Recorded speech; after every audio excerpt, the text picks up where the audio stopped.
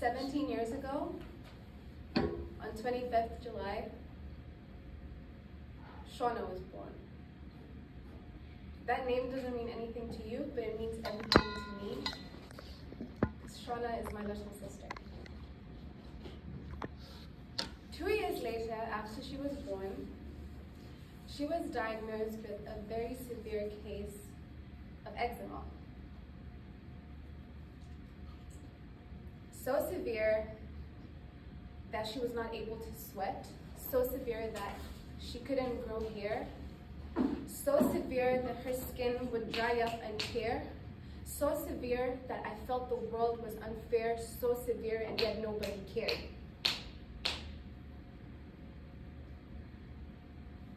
On 14th January, we were standing in the kitchen, crying and shaking, screaming, sweating. But it was me crying and shaking, screaming, and sweating. Why? When she was the one bullied and called ugly, when she was the one who had cuts and bruises that couldn't heal because her body couldn't heal. She's the one who didn't have friends. She's the one that couldn't attend school. She was the one crying herself to sleep, crying herself awake. She was the one that felt like nobody could understand, yet I was the one crying. What made me feel like I had the audacity to feel bad that my friends were ignoring me and my sister doesn't even have friends? That I got a bad grade and my sister couldn't even go to school? That I feel ugly and my sister can't look herself in the mirror? We were screaming and crying, and in that moment, when we looked at each other and I realized all the painfully cold, insensitive, selfish, degrading, painful things I had said to my own sister because I had bottled up my emotions to a point that the only person that was going to face the repercussions was the one person that I was trying to protect him from.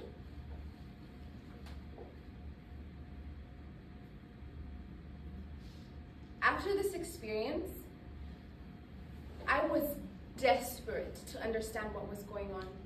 And so I run into the comforting arms of research. I surrounded myself with people that had been through similar experiences to understand their perspectives, as well as to educate myself on how best to respond in such situations. And I know it's hard. It's hard to look at your mother and say, hey, Mom, you hurt my feelings. So you smile and pretend like it's okay. It's hard to look at your teacher and say, I don't feel like I deserve this grade.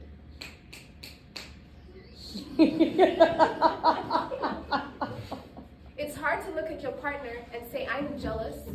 So you smile, yet you want to punch a wall. Yeah. So many times you think you're doing a good job, but all you look like is that.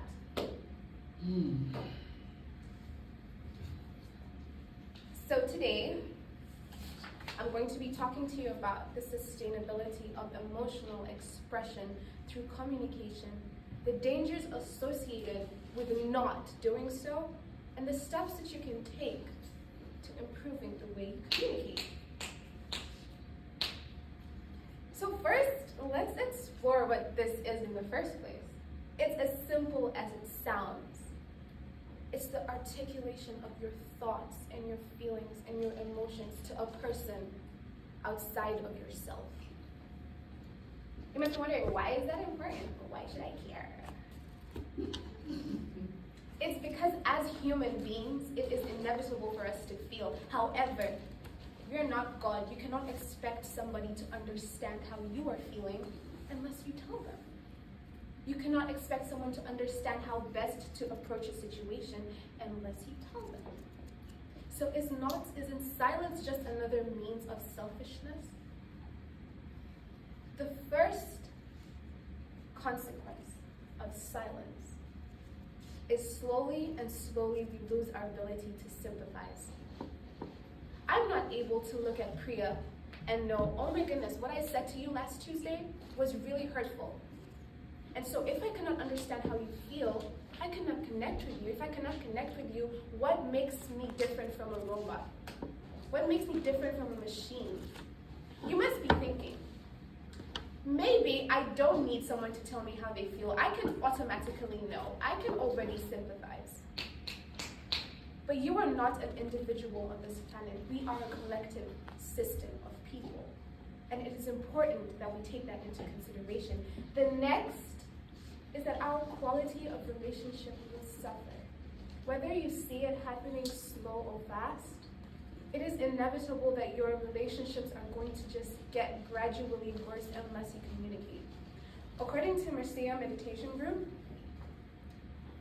lack of communication is top on the list for causes of divorce.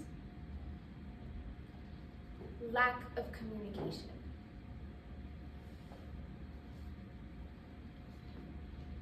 The other repercussion that we face is our mental health will deteriorate. And that sounds ridiculous. According to neuroscientist Dr. Lisa Barrett, she describes the brain as a regulator. That's all it does. It's the way you prepare your hands to carry a ball. That is what happens when emotions are sent out to us. So when you do nothing, these emotions that have sent out to you, they just keep building and building like a big debt in the bank. Gets heavier and heavier and heavier, and one day it will get so heavy that you can no longer carry it, and what happens? You explode. It will manifest into actual illness. It will manifest into depression and metabolic diseases like diabetes. Crazy that just telling my sister to shut up can actually change my mental health. Sometimes she does talk about it. According to the World Health Organization, in 2019, 970 million people experienced mental health conditions because of their inability to express their emotions, because of not being able to understand how to deal with those emotions. That is a big number. Now that we've talked about the challenges, I want you to picture a world. I want you to picture a world where you can listen to someone's pain by just listening. I want you to picture a world where you can understand how to change someone's life because you heard. I want you to picture a world where you're able to connect with words. It is not impossible, and that is what I'm going to explain to you. I'm going to give you 4 steps on how best you can improve your communication to improve our generation. The first is to communicate using the word I. You need to remember that when you're communicating, you're speaking for yourself. Don't use this as an opportunity to attack someone. Even if every single fiber in your body wants to, don't. It defeats the entire purpose of communicating in the first place.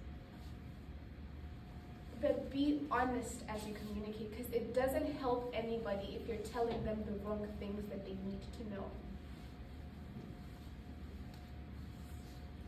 The second would be to actively listen.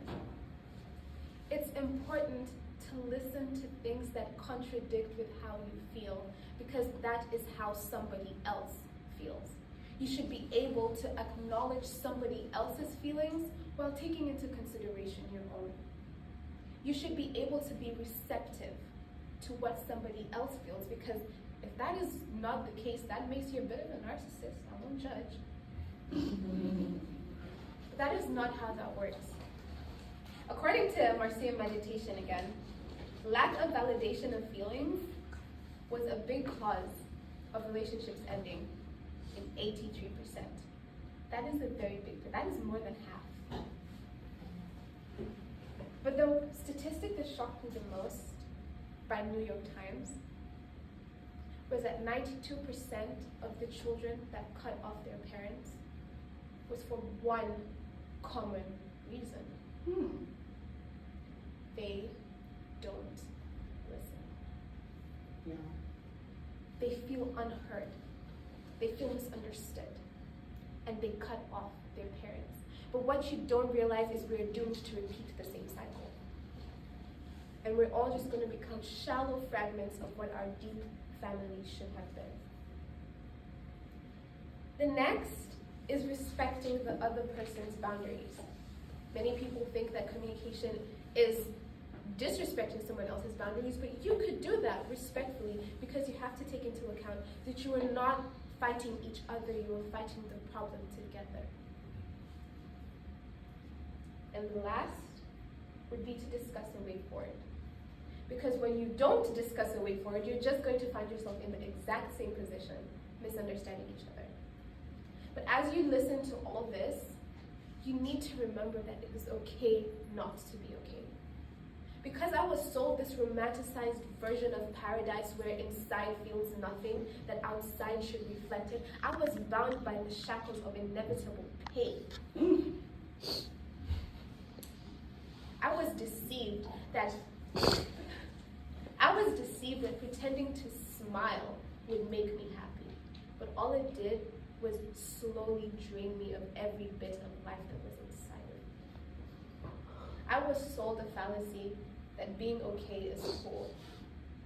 But what is cooler is being okay with knowing that it's okay not to be okay. It is okay not to be okay. It is okay not to be okay. As I conclude this, many people will say, emotions are dangerous. Communication is dangerous. But that is because they're looking at it through the lens of ignorance and drinking from the cup of fear.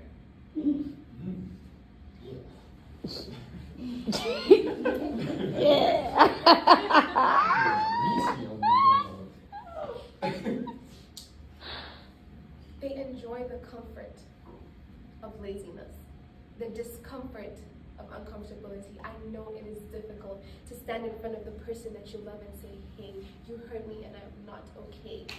It is hard to stand in front of the person you love and hear them say, hey, you hurt me and I am not okay. Mm-hmm. It is uncomfortable, but growth has never meant to be comfortable. In order to grow, you have to be okay with discomfort. Are you capable of failing at this? Yes. But are you capable of depth and vulnerability? Mm-hmm. Yes.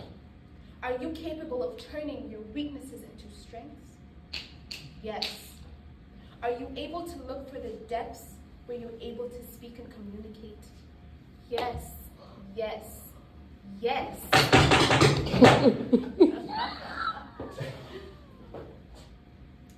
As you walk out of that door today, I need each one of you to be a safe haven for that soul that is screaming in silence. To be that listening ear for that person that thinks they are drowning in the ocean of nothingness. I need you to look for the strength inside of you to go and speak how you feel, respectfully, with the bounds and confinement of respect. As you step out of that door, have the strength to be uncomfortable with the person that you are becoming. As you step out of that door, walk out knowing that it is okay not to be okay.